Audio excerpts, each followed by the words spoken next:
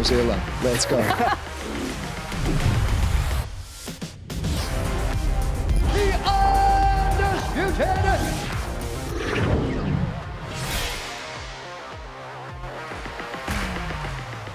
Well, whānau, joining us back on UFC on Sky, fresh off of that amazing win at UFC 321, is Perth's own Quillan Salkilld. Quillan, welcome back and congratulations. Thanks for having me back, and thank you very much.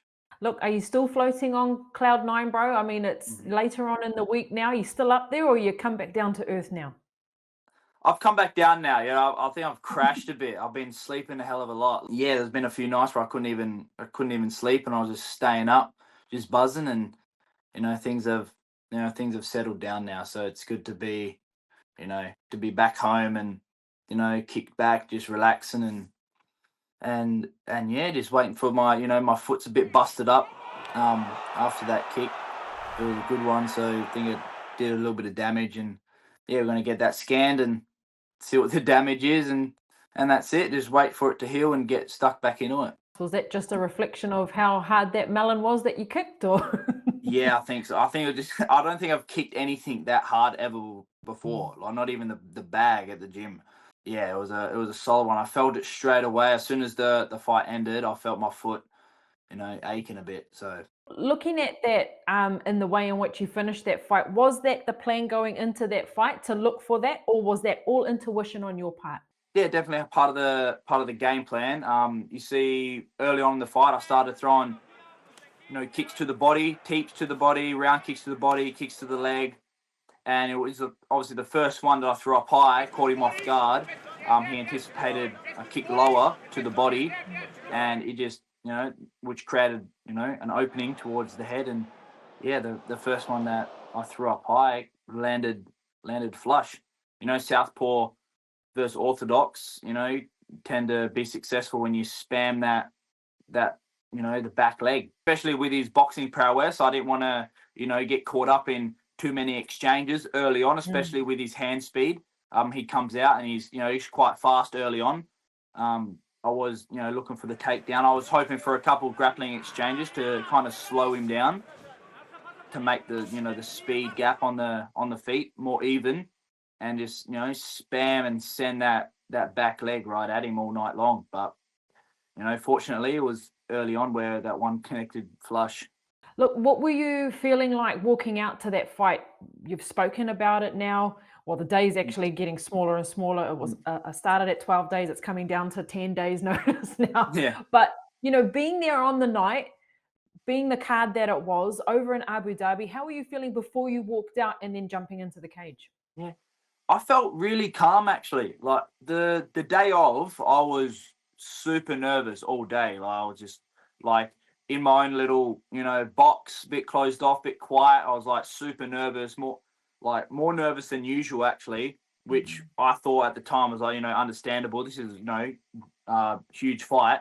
When I rocked up to the venue, I started to calm down. Actually watching the fights at the back actually calmed me down. I was watching the Nathaniel Wood fight, and then like the Klein and Rebecca fight, and they were like absolute bangers. And I was watching that, and I was like getting in the zone, like, yeah, I want to have a fight like this. Like this is cool, and actually calmed me down watching those fights leading up.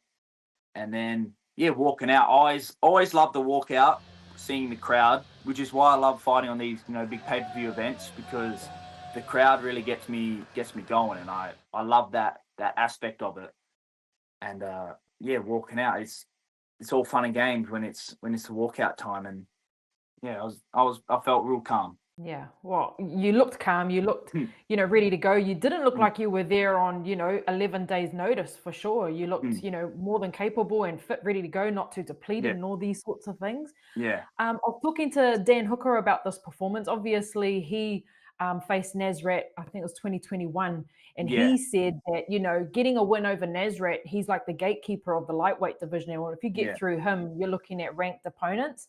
So he was absolutely impressed with your performance as well. And, just another one for the Anzacs as well. In general, how proud did you feel to be able to turn that around? Like, that's quite the adversity early on in your UFC career. Yeah, these are the moments I'm looking to have, which is why I took the fight. Like, I knew all about, Nasrat's accolades, and yeah, I wanted to do something special, and I got to do it. Dan actually sent me a message after the fight congratulating me, and that made me feel good, and I was actually watching Dan's fight with him, and I planned on having like a similar approach where the plan was to, obviously mix in the grappling and then keep him on the back foot. Like, see, Dan pushed him, was pretty much the aggressor, and made Nasrat, move on the back foot, and pretty much unloaded combos on the back against the cage. And Dan just pretty much smothered him, and which I planned to do. I was like, I'm going to just copy and paste. But yeah, unfortunately for me, you didn't have to go that long to start doing that. And now the name Renato Moicano is floating around after one of your other interviews. Dan's given that fight the seal of approval as well. He's saying, yep, please do that. Yeah. So how serious are you about taking on Renato Moicano? Because that would be an excellent fight.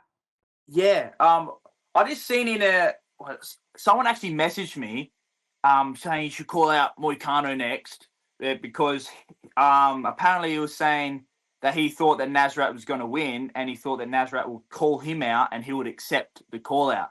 So they were saying, when you win, you call him out to like kind of, just like swap places. So I thought, yeah, that's very fitting. I'll do that. So yeah, definitely, Moicano I'd like to face next.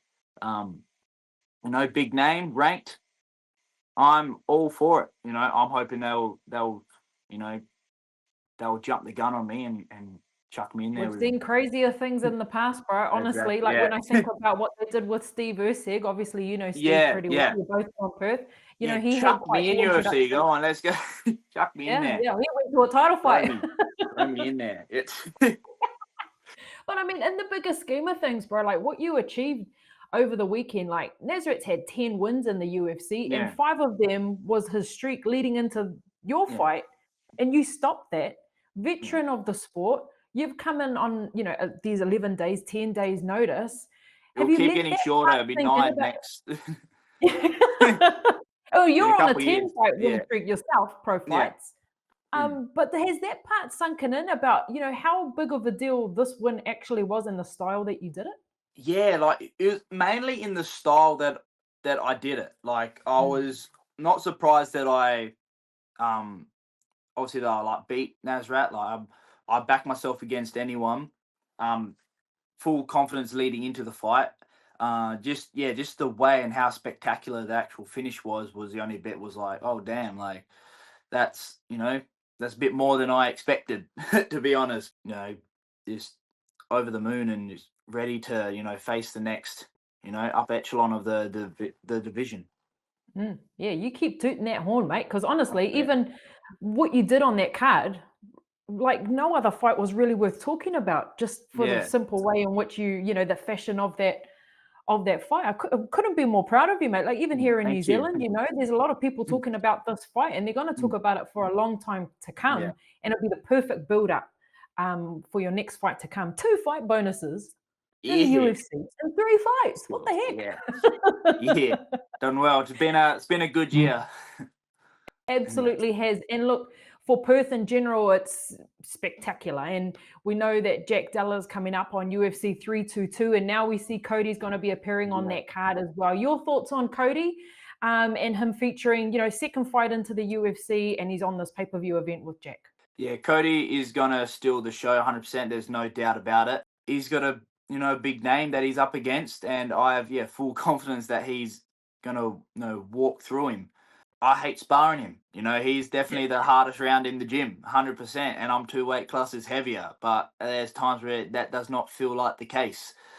This is such. I'm jealous that he gets to fight on this card. Actually, like when I heard, I was like so happy, but at the same time, I was like, oh, I want to fight. I wanted to fight on this card. Like that's what I was kind of pushing for, before to fight in the MSG. Like this is like the dream fight location, Madison Square Garden. Super pumped. I'm gonna go over to watch. This is especially after getting a bonus, I can afford to just fly over and I'm just gonna watch things unfold. Watch Cody do his work, and then watch Jack do his work. And I can't wait. It's going to be a great night, not just for Perth, but for Australia in general. Amazing. I remember going over to New York when it was Izzy, Dan, and Carlos, I think, and Brad Riddell were all on that card, and now it's Perth's turn. It's Perth's turn to jump over there and take over Madison Square Garden. That's it. Taken over. Look, mate, congratulations. Thank you so much for your time. Lap it up and have fun in New York. Will do. Thank you so much. The undisputed